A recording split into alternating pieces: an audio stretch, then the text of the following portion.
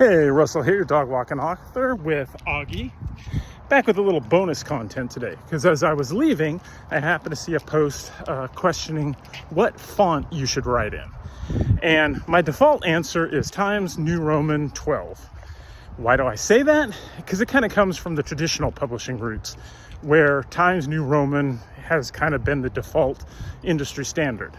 Now, we know times change, and especially with indie author scene really picking up, that may be shifting now, probably is.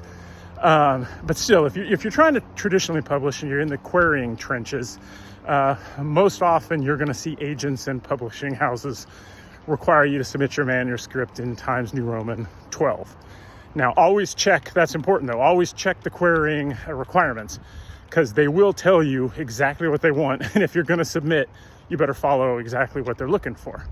Now, if you're on your own writing, you're an indie author, you can play around with other fonts. There are some other acceptable ones, Garamond, some of the serif fonts. You can certainly do that. I just caution you to be a little bit careful. And I'm talking about the body of the manuscript. I'm not talking about headers or the title of chapters. Because your number one goal is to have a crisp, clean, easy to read font for your readers.